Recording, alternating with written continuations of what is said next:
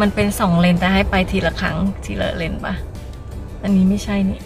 No, it's like across the bridge. It's just one lane. So beautiful the view though.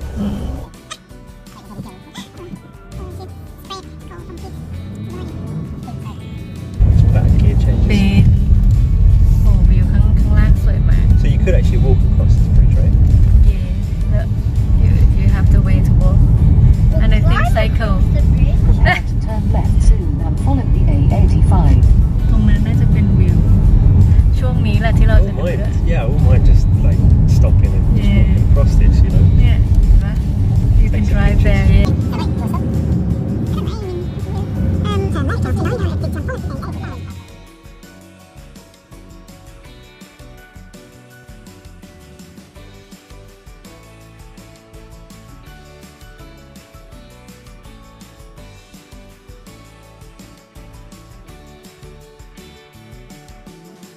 ตอนนี้เราก็กำลังขับรถไปที่โอเบิร์นในเมืองโอเบิร์นนะคะมันสะท้อนแสงนะ I bet they're already there. I'm sure they are, mate. Yeah. เพื่อที่จะไปเที่ยว minutes? แมคเค We're จ nearly there, mate. ทาวเวอร์แมคเคจทาวเวอร์ Like through 2 minutes. นี่เราน่าจะอยู่ในเมืองแล้วเนาะ Go cafe. เพ Yeah, probably. น้องจ่ายนะเนี่ยเรามีเหรียญปะมีอยู่ ตอนนี้เราก็อยู่กันที่เมืองโอเบิร์นนะคะโอเบิร์นภาษาเกลิกนะคะแปลว่า Little Bay Free Wi-Fi Town นะคะเห็นไหมคะบอกแล้วว่ามาสกอตแลนด์นะไม่ต้องซื้อ Wi-Fi มาเยอะนะคะเพราะว่าในเมืองจะมี Wi-Fi ฟรีนะคะสวยไหมเอ่ยทำไมถึงเป็น Little Bay นะคะเพราะว่าโอเบิร์นจะเป็นสถานที่ที่สามารถนั่งเฟอร์รี่ไปสถานที่นู้นที่นี่เยอะแยะเลยนะคะเริ่มต้นจากโอเบิร์นนี่แหละนั่งเฟอร์รี่ไปเกาะนู้นไปเกาะนี้ไปเกาะนั้นเยอะมากมายเลยค่ะตอนนี้ก็น้ำลงนะคะเนี่ยน้ำลงถ้าน้ำขึ้นก็จะขึ้นมาถึงนี้เลยค่ะนี่ทางเอาเรือลงเนาะเราโชคดีมากๆกับอากาศนะคะดูอยากอยู่บ้านบนเขาตรงนู้นจังเลยเนาะวิวงามๆ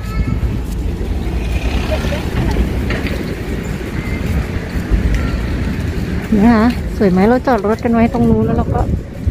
เดินกันมานะคะคนเยอะมากๆเลยอากาศดีแบบนี้ดูสิค่ะคาเฟ่ก็คนเพียบนั่งอาบแดดกันข้างนอกนะคะ Oh, there they are. Look. เดี๋ยวเราจะไปเจอเพื่อนตรงนั้นแล้วนะคะตรงนี้แหละนะคะที่เราจะขึ้นไปกันนะคะนั่นคือแมคเคจทาวเวอร์นะคะโอเคเดี๋ยวเจอกันสวยไหมคะสวยไหมคะดู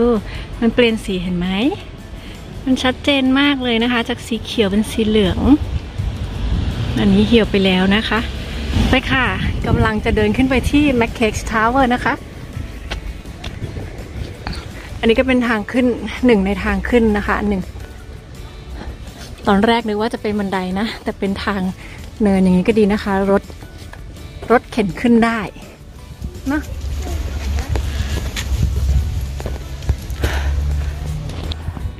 Going again. You're a little sprinkler, you are, mate. พี่เกนสวยเนาะอะไรนะ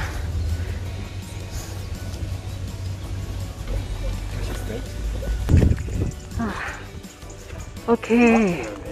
อีกนิดนึงนะคะอีกนิดนึงเกือบถึงละดูสวยเนาะบ้านแถวนี้สวยมากเลยใหญ่ด้วยนะคะแต่ว่าอันนี้น่าจะทำเป็นโรงแรมนะขึ้นบันไดค่ะขึ้นบันไดเลือกอะไรเนี่ยเจออะไรข้างทางตลอดเลยแวะตลอดเลยนั่นดอกอะไรน่ะมันไม่ใช่ดอกนะมันเป็นใบนะแต่มันสวย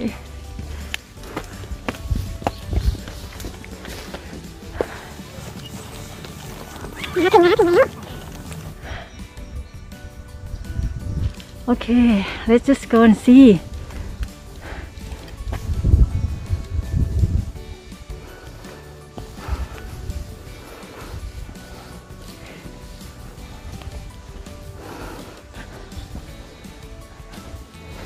อ้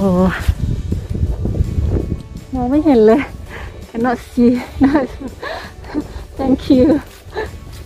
thank you ไปเลยโอ้นี่นะคะที่เรามองเห็นลงจากข้างล่างเมื่อกี้เนาะมันเป็นวงกลมนะคะมันเป็นวงกลมๆเดี๋ยวเราจะพาไปดูรอบๆนะคะว้าวสวยงามมากเลยค่ะไอ้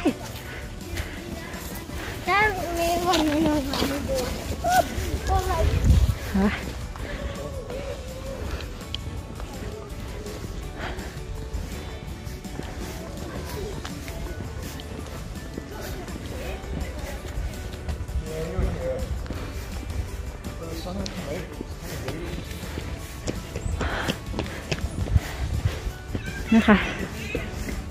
ว้าว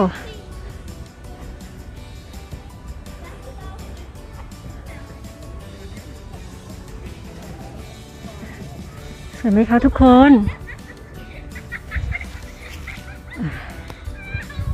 ไปดูนั้นกันต่อนี้ดูวิวนะคะนี่ดูวิวไกลๆนะคะสวยมากเลยค่ะ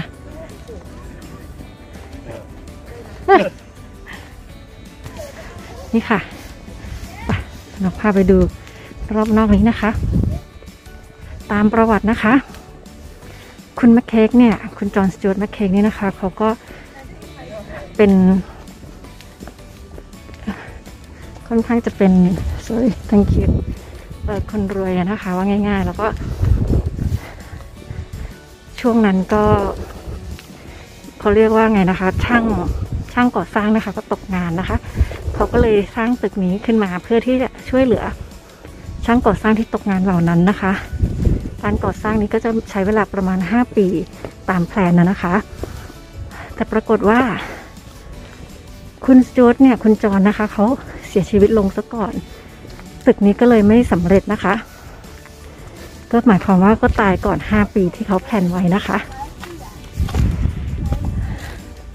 แล้วเขาก็ยังได้ทำพินัยกรรมนะคะโรบินเบิร์ดค่ะโรบินเบิร์ดเห็นไหมคะโรบินเบิร์ดจะเป็นสัญลักษณ์ของคริสต์มาสนะคะเขาจะเป็นนกตัวเล็กๆเหมือนนกกระจิบบ้านเราแต่ว่าจะมีสีส้มมีหน้าอกสีส้มตรงคอโอเคเขาหนีไปแล้วคุณสจ๊วตเนี่ยก็ได้เสียชีวิตลงก่อนที่ตึกนี้จะสร้างเสร็จนะคะนั่นเป็นเหตุผลที่ทำไม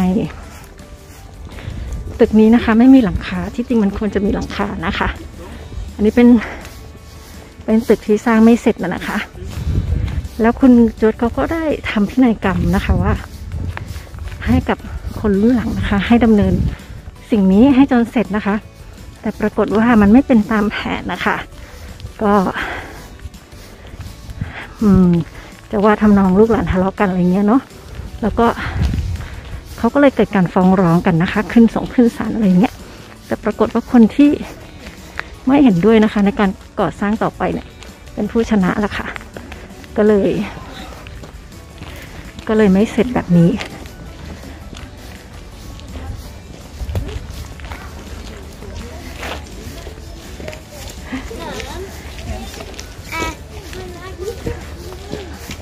ไม่มีการสร้างต่อไปนะคะ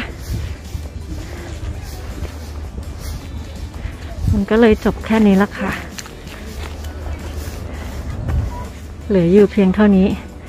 กลายเป็น แมคเคก ทาวเวอร์ ที่มันไม่เสร็จละค่ะก็เลยกลายมาเป็นสัญลักษณ์ของโอเวนนะคะ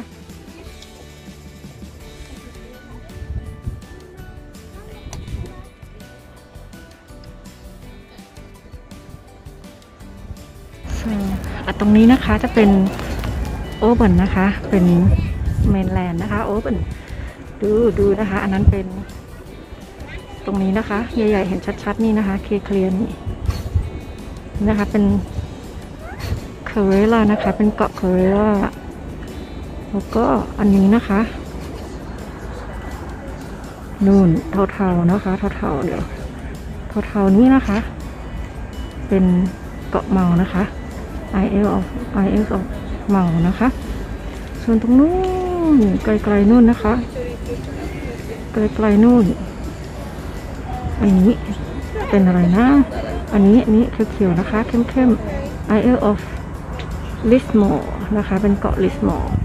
ส่วนนั้นเป็นชื่ออะไรนะคะลืมนะเราสามารถจะเห็นเกาะไกลๆได้เลยจากมุมนี้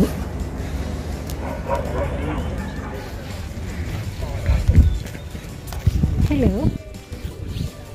There was the one next to it, like there was the one below. เป็นแมวใครก็ไม่รู้นะคะเนี่ยไม่มีเจ้าของ So whatever it is. เขาบอกว่าเป็น wild cat นะคะ แมวป่า